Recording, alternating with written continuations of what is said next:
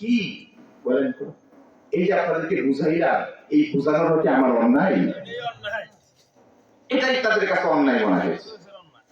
মুসলমান আমার ভাইয়ের বন্ধুরা, এই জন্য আমি বলি সমস্ত ওলামায়ে কেরাম কোরআন হাদিসের দৃষ্টিকোণ থেকে জনগণকে আমরা একটা জিনিসই বুঝাইতে চাই, সেটা হলো ঈমানের বুনিয়ানে যদি আমরা বলিয়ান হয়ে যাই, পৃথিবীর কোন নাস্তিক মুরতাদ বেঈমানের দল হাজার হাজার লক্ষ লক্ষ হইলেও একজন ঈমানদারের সামনে এক মিনিটও দাঁড়াইতে পারবে না। জবান খুলে বলেন ঠিক কিনা? একটা মিনিটও দাঁড়াইতে পারবে না। শাহজালাল রহমাতুল্লাহি আলাইহি গৌর গোবিন্দের, এই গৌর গোবিন্দের এত অহংকারী রাজপ্রাসাদ যখন নাকি সে এই ঈমানের বলিয়ান হয়ে যখন নাকি সে তাকবীর উঠাইছে, আযান দেওয়ার মাত্রই গৌর গোবিন্দের রাজপ্রাসাদ ভাঙিয়া ভাঙিয়া বাংলার জমিনে নেস্তনাবুদ হয়ে গেছে। কথা বলে ঠিক কিনা? এই জন্য মুসলমান ভাই বন্ধুরে, আমার আল্লাহ ঈমানের বলিয়ান হওয়ার জন্য আমার আল্লাহ দুনিয়ার জমিনে আগে তার ঘর বানাইছে, যেই ঘরে গেলে ঈমান মানুষের বাড়ে।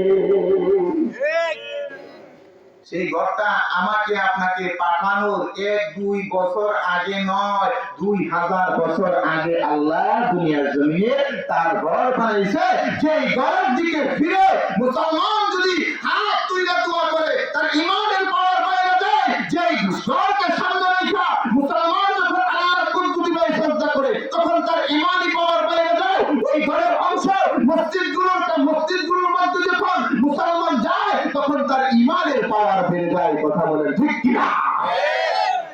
মুসলমান আমার বন্ধুরা, এই জন্য আমার আল্লাহ হযরত আদম আলাইহিস সালামকে দুনিয়ার জমিনে পাঠানোর 2000 বছর পূর্বে, কত হাজার? কথা বলেন কত হাজার?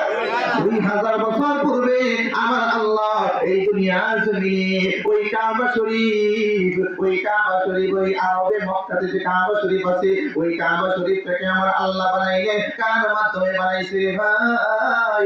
আমার আল্লাহ ফেরেশতার মাধ্যমে তার এই ঘরটা বানাইছে। বিল্লাহ বলেন সুবহানাল্লাহ। ফেরেশতার মাধ্যমে আমার আল্লাহ এই ঘরটাকে কেমনে বানাইছেন আল্লাহ নবী হাদিসের মধ্যে বিবরণ দিয়েছেন। আমার আল্লাহ জিবরাইলকে দুনিয়ার জমিনে পাঠাইছে। এরে জিবরাইল, দুনিয়ার জমিনে যাও, একদম মাঝখানে যাইয়া তুমি আমি আল্লাহর একটা ঘর বানাও। মুসলমান আমার ভাই বন্ধুরে, জিবরাইল আলাইহিস সালাম দুনিয়ার জমিনে আসে। দুনিয়ার জমিনে আইসা দেখে দুনিয়ার জমিনের মতো তো মাটি বলতে কোনো কিছু নাই, সবটুকু পানি। মুসলমান আমার ভাই বন্ধু,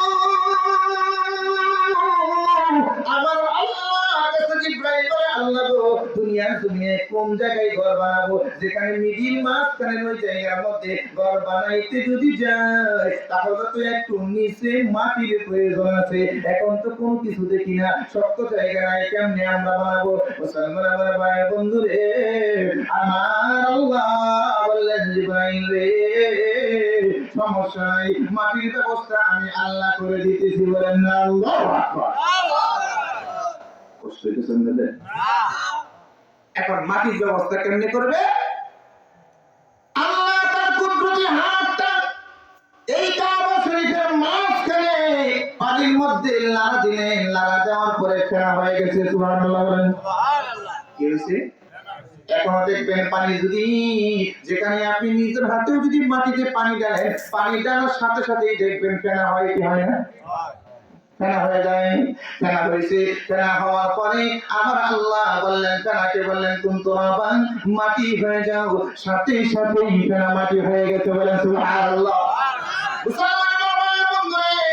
মাটি যখন হয়ে গেল, আমার আল্লাহ জিবরাইলকে বললেন, জিবরাইল রে, তোমার কাছে আমি দিলাম এই দুনিয়ার জমিনে আমি আল্লাহর ঘর বানানোর যে ড্রয়িংটা দিলাম, এই ড্রয়িং অনুযায়ী একটা ঘর তুমি বানাও। জিবরাইল আলাইহিস সালাম ঘর বানাইলেন। ও মুসলমান আমার ভাই বন্ধুরে, ঘর বানানোর পরে দেখবেন আমি আপনি যে বিল্ডিং করি, ঘর করি, কাঠের টিনের ঘর করলেও কিন্তু কাঠের টুকরা বাড়ে না? কথা বলেন। শুধু টুকরা হয়ে যায়। ইটের ঘর করলেও কিন্তু আস্ত তো ইট সব জায়গায় লাগানো যায় না, মাঝে মধ্যে আধা করতে হয়, মাঝে মধ্যে 3 টুকরা করতে হয়, ছোট ছোট টুকরা হয়ে যায়। এই অনেকগুলো টুকরা হয়েছে, এই টুকরাগুলো হযরত জিবরাইল আলাইহিস সালাতু ওয়াস সালাম মসজিদের পাশে, ওই কাবা শরীফের পাশে রাখছে। রেখে যখন উপরে চলে যায়, তখন কোথা থেকে যেন কান্নার আওয়াজ আসে। আল্লাহু আকবার বলে। কোথায় থেকে যেন কান্নার আওয়াজ আসে। জিবরাইল আলাইহিস সালাতু ওয়াস সালাম কান লাগায় শোনার চেষ্টা করে, কোথা থেকে যেন কান্নার আওয়াজ আসে। কান্নার আওয়াজ আসতেছে আর আফসোসের আওয়াজ হয়, আমাদের কি অন্যায় ছিল গো, তুমি আমাদেরকে আল্লাহর ঘরের সাথে লাগাইলা না। সুবহানাল্লাহ। এটা টুকরাগুলো কথা বলে, কথা বলে কান দিয়ে আর কয়, আল্লাহ বলেন পাথর, কিছু পাথর এমন আছে যে লামা তাফাজ্জুরু মিনহু আনহার, এই পাথরগুলো থেকে নহর প্রবাহিত হয়। আর কিছু পাথর এমন আছে যে পাথরগুলো আল্লাহর ভয়ে খসে খসে পড়ে। আল্লাহু আকবার বলে। মুসলমান বন্ধুরা, গভীর মনোযোগ দিয়ে কথাগুলো শুনবেন। এবার এই কান্নার আওয়াজ আসে। জিবরাইল আলাইহিস সালাতু ওয়াস সালাম কান্নার আওয়াজ কোথা থেকে আসতেছে, জিবরাইল ভালো করে লক্ষ্য করে দেখলেন ওই পাথরের কণাগুলো থেকে আওয়াজ আসে আর অভিযোগ করতেছে।